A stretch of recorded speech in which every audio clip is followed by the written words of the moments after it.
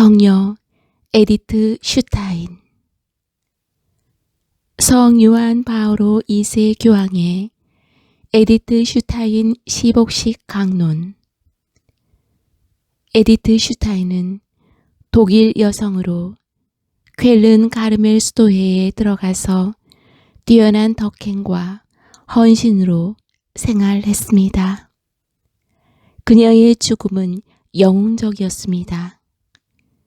십자가상의 그리스도와 일치되어 진정한 평화와 자기 민족을 위해 자기 생명을 바친 분입니다. 에디트 슈타인은 유다인이요 철학자이며 가르멜 수녀이고 순교자입니다. 박해받는 민족의 딸인 그녀는 아우슈비츠 강제 수용소에서 목숨을 잃었습니다. 독일 쾰른 가르멜을 떠나 네덜란드 에히트 가르멜로 피신했지만 침략자 나치는 가톨릭 수도원에 있는 유다인들까지 모두 제거하도록 명령했습니다. 이렇게 해서 십자가의 데레사 베네딕타 수녀, 즉 에디트 슈타인은 함께 피신해 있던 친언니 로제와 함께 순교의 길을 걸어왔습니다. 여러 사제들이 베네딕타 수녀에게 수도원을 떠나 불법으로 피신하라고 권고했으나 그녀는 거절했습니다. 그녀의 피신으로 다른 수녀들이 보복당하는 것을 원하지 않았기 때문입니다. 고통스러운 상황 속에서도 그녀는 끊임없는 기도로 흔들리지 않는 평화를 유지했습니다. 그녀는 평생 지칠 줄 모르고 진리를 추구했으며 그리스도 십자가의 축복으로 그것을 밝혔습니다.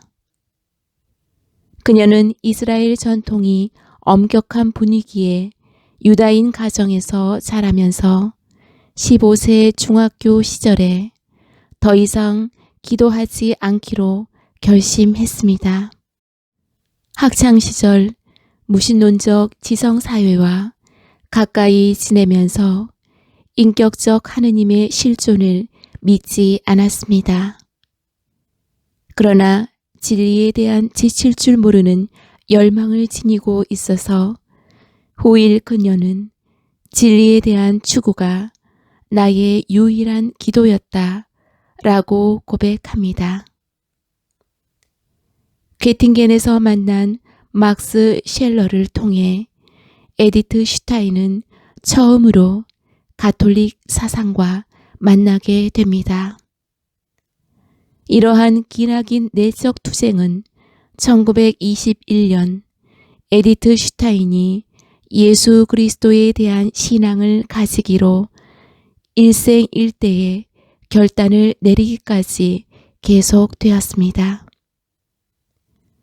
아빌라의 예수의 데레사 성녀의 자서전을 친구 집에서 읽기 시작했을 때 그러한 내적 투쟁은 끝을 맺습니다. 그녀는 데레사 성녀의 자서전 책에 사로잡혀 밤새도록 이것을 단숨에 읽어냈습니다. 그리고 이렇게 말했습니다. 저는 이 책을 덮으면서 생각했습니다. 이것이 진리다. 밤사이 그녀는 진리를 찾아냈던 것입니다. 철학의 진리가 아니라 인격으로서의 진리, 사랑의 하느님을 찾아낸 것입니다. 진리를 찾고 있던 에디트 슈타인은 하느님을 찾아냈습니다. 그녀는 지체하지 않고 세례를 받았으며 가톨릭 신앙을 받아 안았습니다. 아빌라의 성녀 예수의 데레사 수녀님의 자서전을 만난 이후로 가르멜 수도원은 에디트 슈타인의 목표였지만 그리스도께서 기도를 통하여 수녀원 입회를 확신시켜 주시기까지 그녀는 10년 이상을 기다려야 했습니다.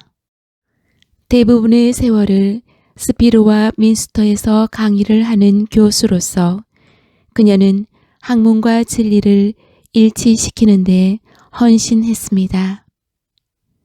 그녀는 학문에서 가장 숭고한 가치를 느끼고 있었지만 그리스도인으로서의 삶의 핵심은 학문이 아니고 사랑에 있다는 사실을 점차 받아들이게 됩니다. 그리고 그리스도의 고통을 나누고 싶어 십자가의 수녀로 불리기를 소원했습니다. 십자가의 데레사 베네딕타 수녀는 자기 민족과 함께 자기 민족을 위하여 죽음의 해골산에 로제 언니와 함께 갔습니다. 그녀는 십자가 앞에서 도망치지 않고 오히려 희망으로 가득 찬 그리스도인으로서 파스카 신앙의 신비 안에 고통과 죽음을 수동적으로 받아들이지 않고 예수 그리스도의 속죄와 희생에 의식적으로 동참하며 그 십자가를 얼싸 안았습니다. 흠숭하나이다 십자가여 유일한 희망이시여. 영적으로 참되게 하느님께 예배드리는 진정한 흠숭자이자 복녀이신 에디트 슈타인. 십자가의 데레사 베네딕타 수녀에게 경의를 표합시다. 복녀여 길이 복되소서. 아멘. 1987년 5월 1일 독일 쾰른 에디트 슈타인 시복식 강론에서 요한 바오로 2세. 그 후 에디트 슈타인은 1998년 성인품에 올랐다. 실존의 철학에서 신앙의 길을 찾던 학창 시절, 그녀는 적십자 봉사자로 활동하며 부상병들을 돌보았다. 그리고 에드문트 후설이 프라이부르크 대학의 교수로 임명되면서 에디트에게 자신의 조교가 되어줄 것을 요청하자 그녀는 그곳으로 갔다. 그녀를 부르면서 기다리시던 하느님은 이미 당신의 길을 내고 계셨다. 에디트가 프라이부르크에 도착한 1916년 여름, 아돌프 라이나우와 안나 부부는 함께 프로테스탄트 세례를 받기로 결심했다. 하지만 후설의 조교인 라이나우는 다음과 같이 자문했다. 나는 가톨릭 교회에 들어가고 싶었던 것이 아닐까? 후에 가톨릭 신자가 되는 안나는 그리스도와 한번 일치된 후엔 그분께서 원하는 곳으로 우리를 인도하실 것이다 라고 생각했다. 1년 후인 1917년 11월 라이나우는 플랑드르에서 전사했다. 안나는 에디트에게 라이나우의 기록들을 정리해달라고 부탁했다. 에디트는 행복했던 젊은 부부를 알았기에 시리에 차 있을 그 집에 머물기가 두려웠다. 그러나 전혀 그렇지 않았다. 안나는 위로받을 필요가 없었고 오히려 살아계신 하느님에 대한 불굴의 신앙으로 30세의 젊은 나이에 전사한 남편의 친구들에게 오히려 힘을 북돋아 주었다. 후에 에디트는 고백한다.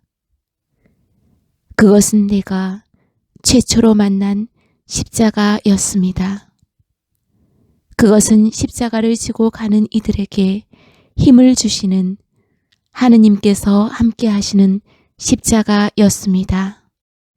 그리스도의 순환으로부터 탄생한 교회, 죽음으로부터 승리한 교회가 처음으로 분명히 내게 나타났던 것입니다. 그 순간 나의 무신론은 무너졌고 유다이즘은 나의 눈에서 빛을 잃었습니다. 반면에 그리스도의 빛이 내 마음에서 동터 올라왔습니다. 십자가의 신비 안에서 깨닫게 된 그리스도의 광명이었습니다. 내가 가르멜의 수도복을 받으면서 나의 이름에 십자가의 신비를 덧붙이고 싶어 했던 것은 바로 이러한 이유 때문이었습니다. 안나의 영혼이 전사한 그의 남편 아둘포와의 일치된 것에서 에디트가 최초로 영적 영감을 받았을 때부터 그녀는 교회를 통하여 그것을 깨달은 것이라고 이야기했다.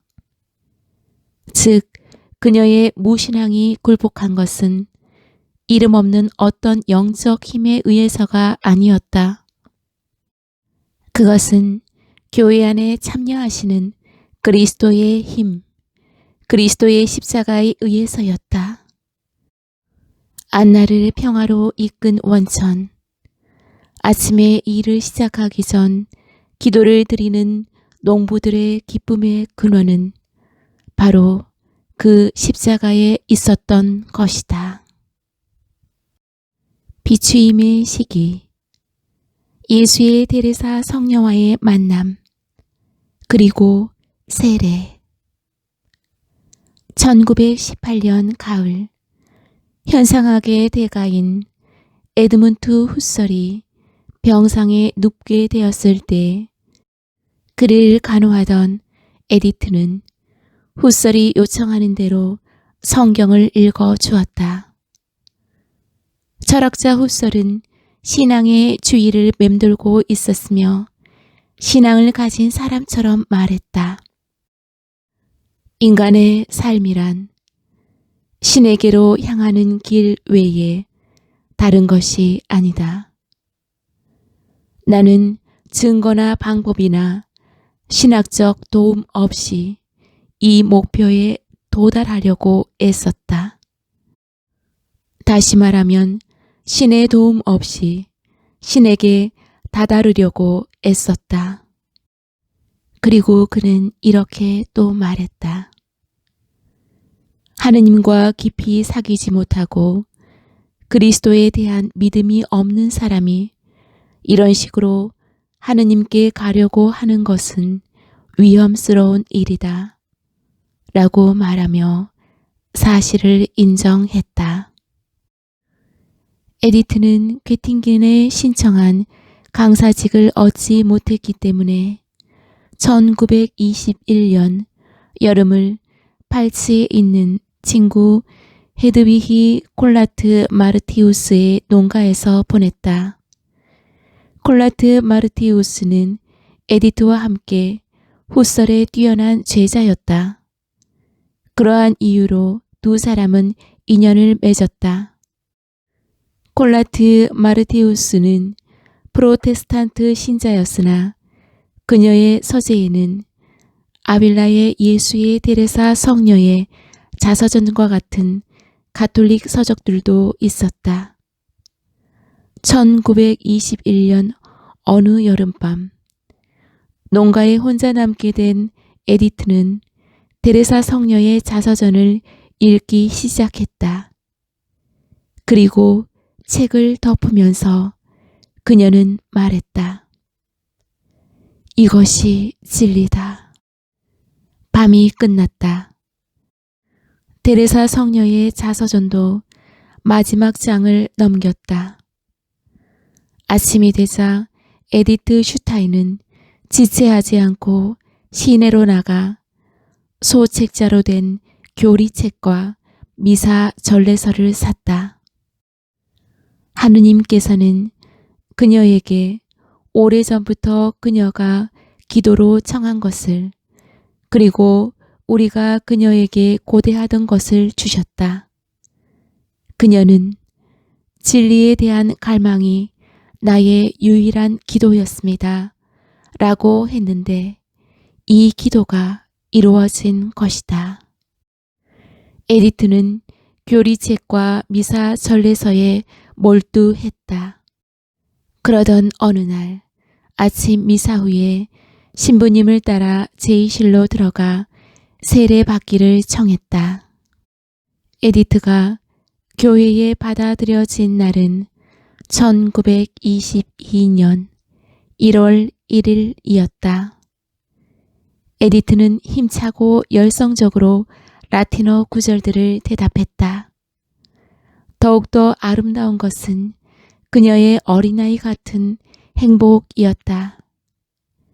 이제 에디트의 존재는 모든 지식의 원천이신 하느님 안에서 자신의 기원을 찾아냈을 뿐만 아니라 자신의 창조주와 재결합했다. 영혼의 사랑이신 분이 그녀의 정신이 추구하던 것에 응답해 주셨다. 폭풍우 속에서의 기도. 저는 12년 전부터 가르멜 수도원을 생각해 왔습니다. 아빌라의 드레사 성녀의 자서전이 제 손에 들어왔던 1921년 여름, 인생의 전환점이었던 그날부터 시작된 참된 신앙을 향한 저의 기나긴 여정이 이제 끝나려는 참입니다. 1922년 1월 1일 세례를 받던 순간에 이는 가르멜에 들어가기 위한 하나의 준비 과정일 뿐이라고 저는 느꼈으니까요. 두툼한 6개의 책가방을 챙겨 저는 쾰른으로 떠났습니다. 가르멜의 수방에서 보낸 그 한 달은 행복한 시간이었습니다. 저는 수녀님들의 규칙에 따라 생활했으며 그 외의 시간에는 일을 했습니다. 가르멜, 주님의 감실 안에서. 에디트는 어느 날 조언을 청하는 한 수녀에게 다음과 같이 썼다. 해답은 당신의 뜻이 이루어지소서 라고 생각합니다. 우리에게 규칙과 회헌은 하느님 뜻의 표현입니다. 그리스도의 희생에 참여한다는 것은 규칙과 회헌에 따라 우리들의 개인적인 성향을 희생하는 것입니다. 1934년 4월 15일 일요일, 에디트는 착복식을 했다. 에디트는 이제 베네딕타 수녀가 될 것이다. 종소리가 울려 퍼지는 가운데 에디트는 제대 쪽으로 인도되었다. 당신은 무엇을 청합니까? 하느님의 자비와 본회의 가난과 수녀님들과 함께 살기를 청합니다.